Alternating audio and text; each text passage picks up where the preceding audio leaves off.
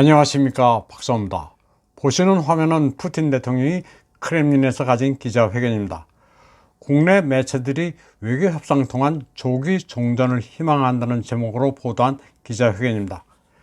내용을 거두절미하고 러시아가 수세에 몰려 백기를 들었다는 식으로 왜곡 보도하고 있는 장면입니다. 파킨슨과 암에 걸렸다, 계단에서 미끄러져 변실금을 했다는 푸틴 대통령은 너무나도 멀쩡합니다. 그런 말들을 지어내 퍼뜨리는 사람들은 뇌 구조가 아주 이상합니다. 그것을 곧이곧대로 믿는 사람들도 있는 모양입니다. 그런가 하면 연말 하키 경기 참가는 왜 취소했느냐고 떠드는 사람들도 있습니다. 만약 참가하면 전쟁 중에 한가하게 하키 경기를 하느냐고 빈정거릴 게 뻔합니다. 뭘 하면 한다고 비난하고 안 하면 안 한다고 비난하는 게 서구 미디어의 못된 습관입니다. 이번 방송에서는 우크라이나 전쟁의 문명사적 의미에 대해 설명드리겠습니다. 또 러시아가 어떤 스탠스를 가지고 동족 상잔의 비극을 다루고 있는지도 말씀드리겠습니다. 러시아는 이번 전쟁에 국가의 명운을 걸고 있습니다. 미국에 있어 우크라이나는 사활적 이익이 걸려있지 않지만 러시아에 있어서는 민족과 국가의 사활이 걸려 있습니다.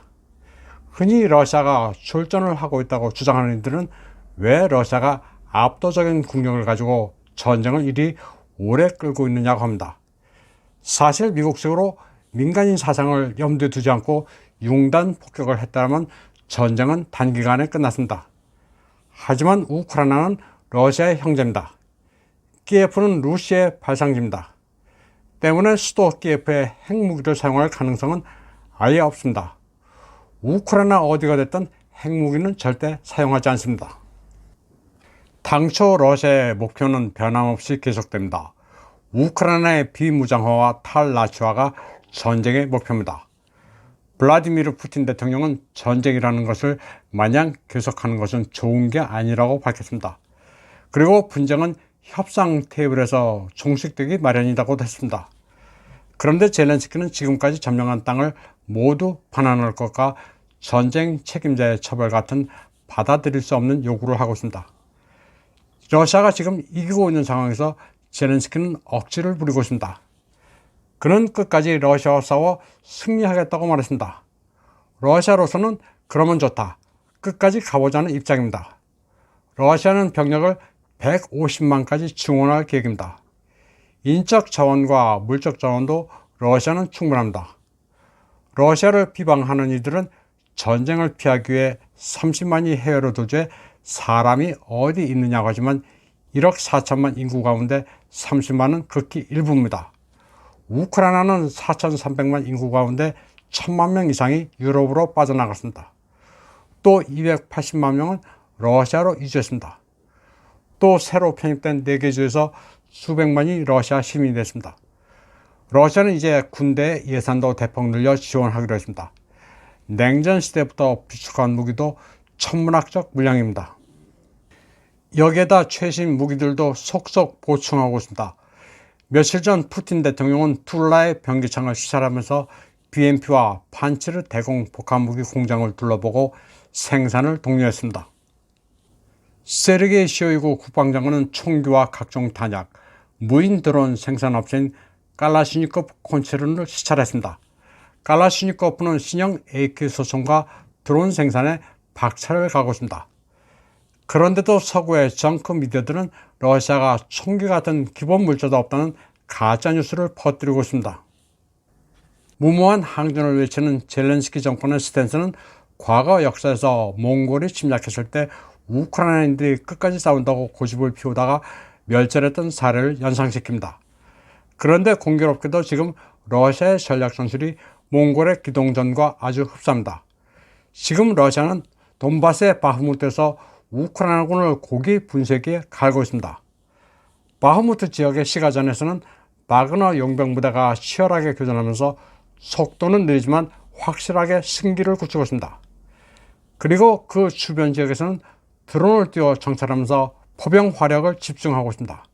우크라이나군은 참호 속에서 매일같이 사라지고 있습니다. 우크라이나군은 제대로 저항도 못하고 후퇴도 하지 못한 채 전사하고 있습니다. 러시아 국방부 대변인 꼬나셴코프 중장은 우크라이나 군대가 하루에 1000명씩 사망하고 있다고 말하고 있습니다. 우크라이나는 사라진 병력만큼 키예프와 르보프 같은 대도시에서 마구잡이로 징집을 하고 있습니다. 계속 소모전으로 가고 있습니다.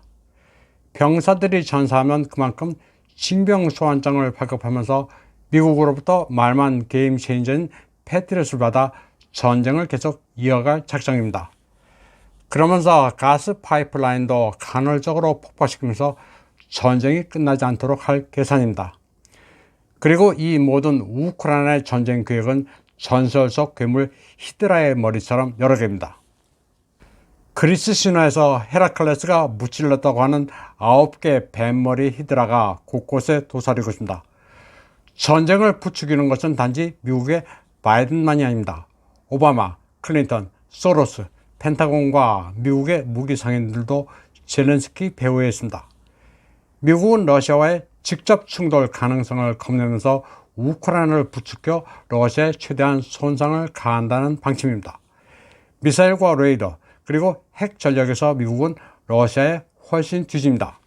흔히 러미 간 핵 대결의 사례로 과거 후르쇼프와 케네디 당시 쿠바 위기를 이야기하지만 지금은 그때와는 또 다릅니다.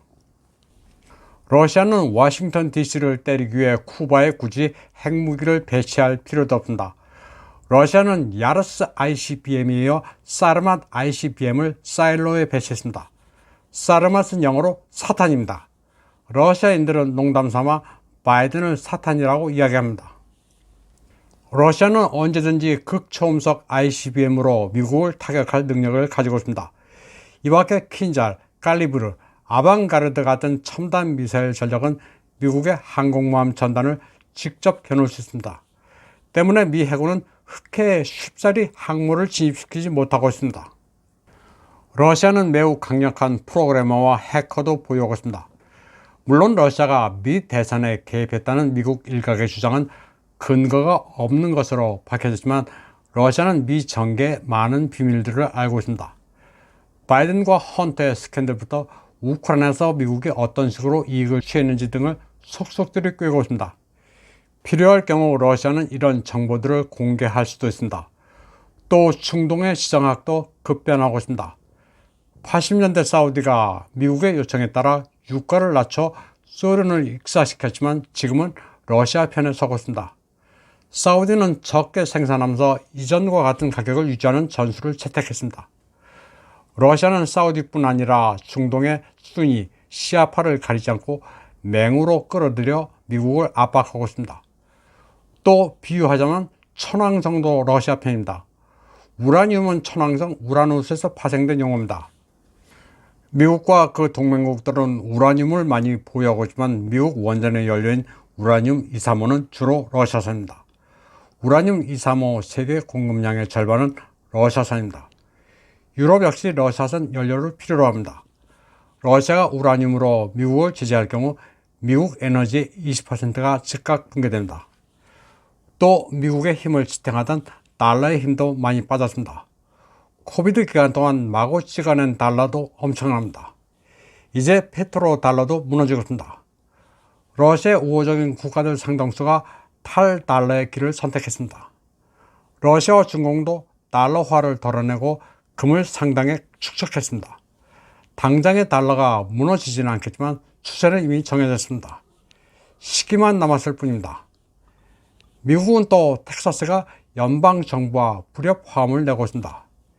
민주당 지역인 캘리포니아가 무너지는 것과는 정반대로 텍사스는 비교적 강력합니다.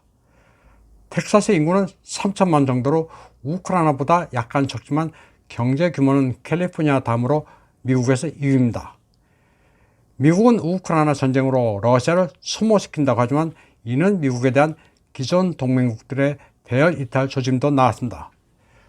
독일과 프랑스가 표면적으로는 아직 미국의 동맹이지만 러시아와 양다리를 걸치려 하면서 미국이 포위망을 좁히는 중공에 접근하고 있습니다. 인도와 베트남도 미국과는 일정 거리를 두면서 러시아 또는 중공과 균형 외교를 유지하고 있습니다. 어커스 멤버인 호주도 앵글로색슨의 궤도에서 조금은 벗어나 중공과 경제적으로 다시 커플링하고 있습니다. 호주는 중공과 친구는 될 수 없지만 그렇다고 예전처럼 강력한 반중 기조는 유지하지 않고 있습니다. 또 인도와도 가까워지면서 미국, 중공 사이에서 균형점을 모색하고 있습니다. 에너지 자원 기반 강국과 자본 서비스 강국의 충돌을 야기시킨 우크라이나 전쟁의 영향은 전 지구적입니다. 그리고 다극화 세계로의 진행이란 큰 물결은 이미 가시권 안에 들어왔습니다. 이번 방송은 여기까지 하겠습니다. 시청해주신 여러분 감사합니다.